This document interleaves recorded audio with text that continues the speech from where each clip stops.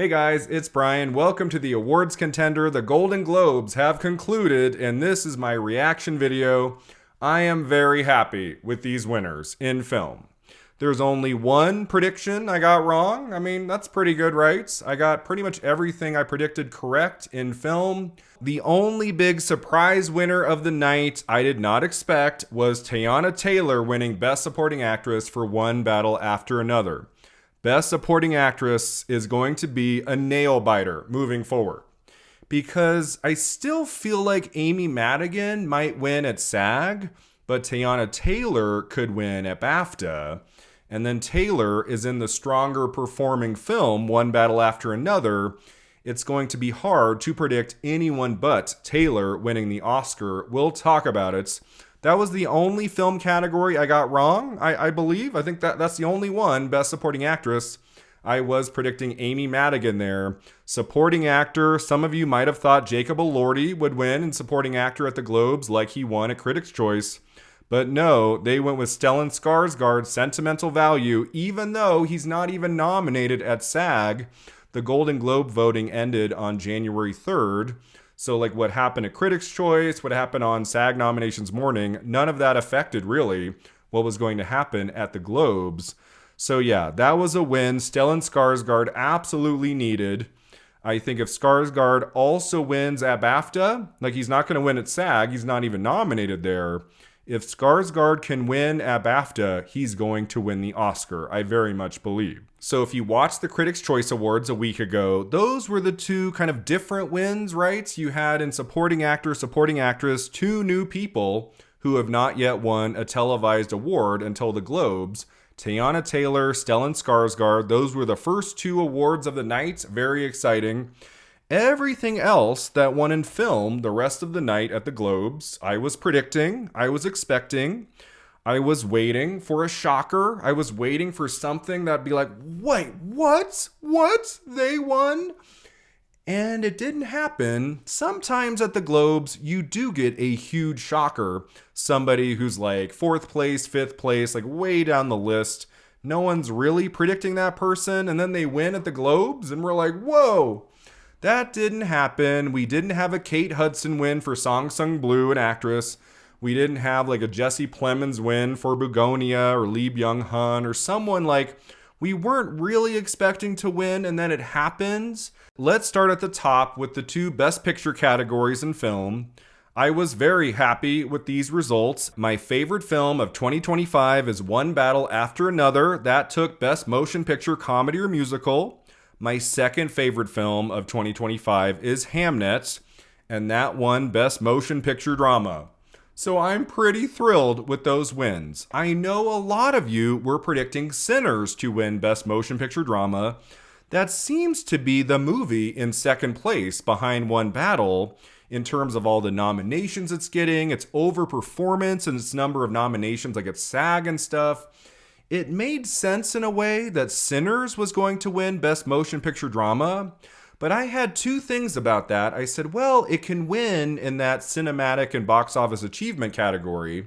They can give Sinners a victory there, and because it's a genre movie. I was like, I don't know if they'll give that drama. They might go with more of a Hamnet, a more kind of like traditional drama in that category, and they did.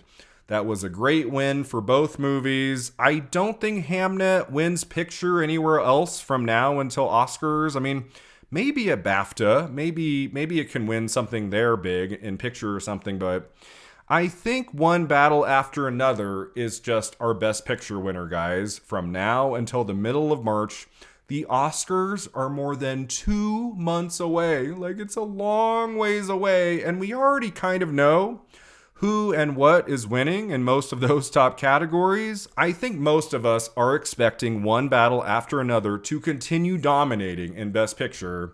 And in Best Director, Paul Thomas Anderson won Director and Screenplay at the Golden Globes. I predicted PTA to, of course, win Director. That made sense. But sometimes the Globes will do something kind of different in Screenplay. They don't always align like director and screenplay. Typically year to year, they'll have like the frontrunner win director, like who you expect, but then screenplay will go to an Anatomy of a Fall kind of a movie, right? That was a big surprise a couple years ago. I thought It Was Just an Accident was going to win screenplay, and now as I'm talking, I'm realizing, oh, right, I got that wrong too. I thought it was just Teyana Taylor in film that I got wrong, supporting actress. I also got screenplay wrong. Okay, so I missed two, sorry. But I just thought they're going to give It Was Just an Accident a prize, right? They'll probably give it something, and screenplay made the most sense to me. But no, they just went with Paul Thomas Anderson, one battle after another, in screenplay as well. So PTA had another very good night, and he's going to continue having great nights from now until the Oscars. I was like, I think it's at the Globes that maybe we could get an upsets, in director or screenplay, someone to overtake him. He won in screenplay, director, picture at Critics' Choice. He won in all three at the Globes. Like, who could take him down at this point? I know it's very early in the season. There's still 2 more months. But I just think everybody is recognizing how great of a filmmaker Paul Thomas Anderson has been for 30 years. This is his moment. He is going to win the Oscar for Best Director and likely Best Adapted Screenplay, and his movie is going to win Picture. That looks pretty well sewn up at this point. I guess you could still argue maybe it could be Hamnet, maybe it could be Sinners or something, but I think it's One Battle, guys. I think One Battle has this in the bag. Best Actor in a Motion Picture Drama went to Wagner Moura, The Secret Agent, as it should have. That was maybe my biggest reaction during my live stream. If you didn't watch it, I have like over 3 hours of me watching the Golden Globes live. It's up here on YouTube in the live section if you want to watch some of that. I had some big reactions to certain things, but Wagner Moura taking Best Actor in a Drama, that was a moment. I knew. I was like, if he can just win this tonight at the Globes, if he can win the Golden Globe for Actor in a Drama, he is going to get that final slot in Best Actor at the Oscars. I can't say with 100% certainty, but I feel really good about it, that he's going to make it in. Oscar voting starts like tomorrow. If you're watching this on Monday, it starts today, right? Like, Oscar voting is just getting started. I do think the wins at the Globes mean something a lot this year because, the wins are happening just before Oscar voting begins. And with there being some confusion in Best Actor at SAG, Jesse Plemons surprised there. At BAFTA, Wagner Moura did not even make the long list. He missed at SAG, he misses at BAFTA. And it gets a little uncertain there, right? It's like, well, can he still get the Oscar nomination? I just kept going back to Fernanda Torres, I Am Still Here. She missed a Critics' Choice, SAG, and BAFTA. She won at the Globes, and then she got the Oscar nomination. I think the same thing is going to happen with Wagner Moura.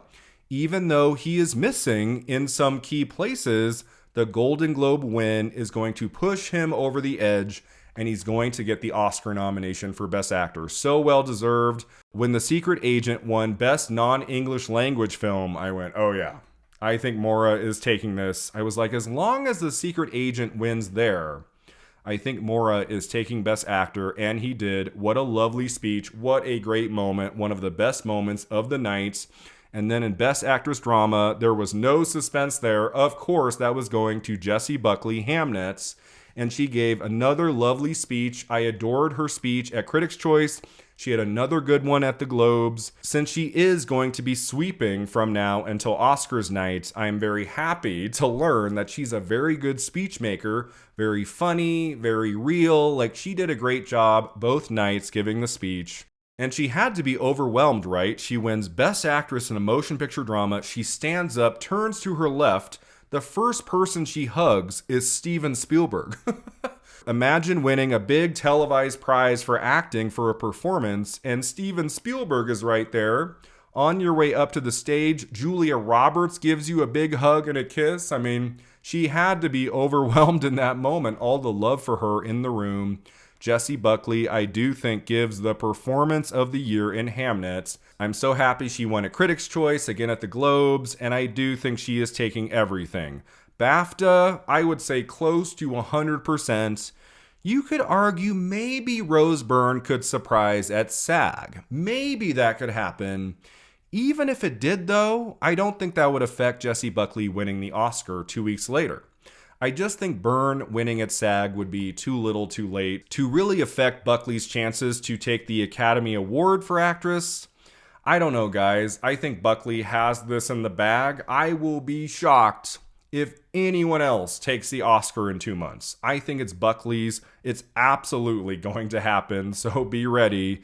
And I am happy for it. I adore that performance. One of the best we've had in the movies this decade is Jessie Buckley for Hamnet. So that makes me very happy. So yeah, 2 great wins in acting in the drama categories. And then moving over to motion picture, musical, or comedy. In actor, we had Timothée Chalamet again. He won a Critics' Choice for Best Actor. And he won an actor, musical, or comedy for Marty Supreme. So well deserved. One of my favorite performances of the year. He had never won a Golden Globe before. This seemed to be his moments, you know. Marty Supreme has been building in strength, and he is amazing in that film. I know there are some haters out there. They're like, we have to deal with this guy for another 2 months. Timothée Chalamet winning everything for that movie. And it's like, yeah, you might have to, because he deserves it. I think that movie is a masterpiece. One of my 3 favorites of the year. It's my 3rd favorite, you know. I'm giving all of this away. I'm about to make my best of the year video. You already know my top 3. Yeah, I love Marty Supreme. I adored that performance by Timothée Chalamet. I thought maybe we could get a surprise in that category, like DiCaprio winning, Ethan Hawke maybe, Jesse Plemons. Wouldn't that have been something? But no, like Timothée Chalamet, that just made the most sense. You know, he was nominated at the Globes for Wonka 2 years ago, and then A Complete Unknown last year. He's been around the last 2 years as a nominee. This just seemed to be the movie and the performance to make it happen. And it did, so well deserved. And then actress, comedy, musical went to Rose Byrne, If I Had Legs, I'd Kick You. That had to happen. I was getting nervous, guys. I was like, could it be someone other than Rose Byrne? I was like, Chase Infinity would be cool. I would be on board there. But Kate Hudson, I was like, could Kate Hudson win? Like, is that going to happen? No, they did the right thing. They chose Rose Byrne for one of the year's best performances. If I Had Legs, I'd Kick You. I don't know if that movie's really a comedy. It's definitely not a musical. As Rose Byrne said in her speech, I think she opened it with, I didn't do any singing in this movie, guys. It's like, that film has like 3 scenes that make me laugh. It's got some funny bits in it, but it's mostly a drama.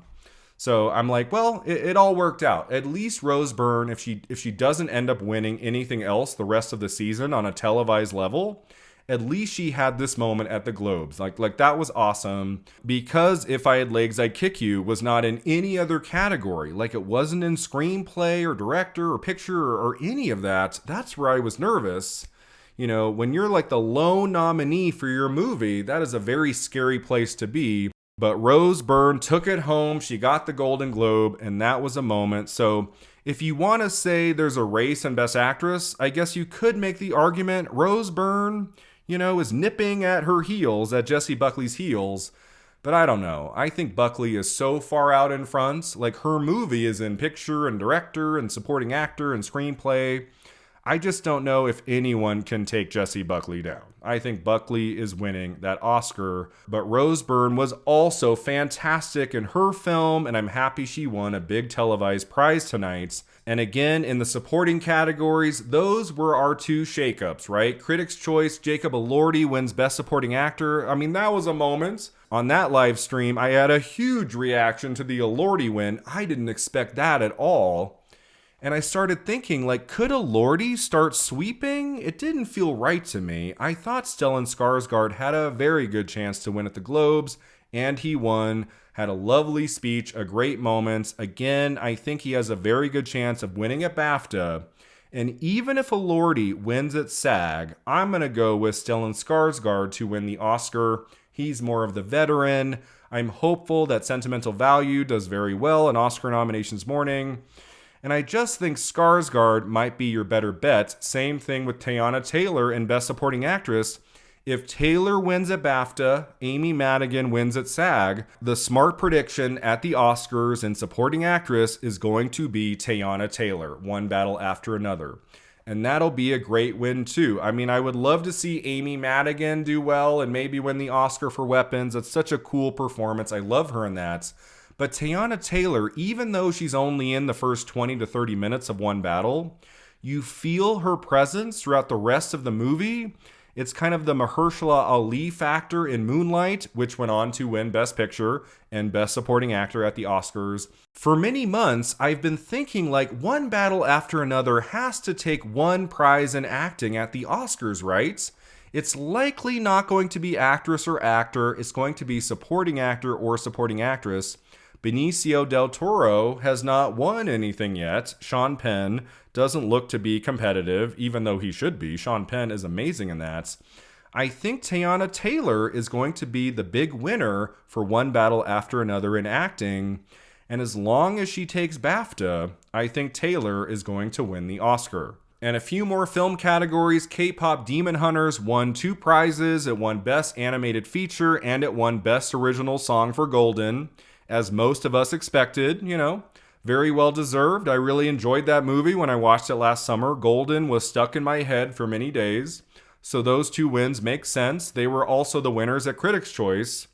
So K-pop Demon Hunters was not eligible at BAFTA. So it'll be interesting to see what happens like an animated feature at BAFTA, like what they'll pick there.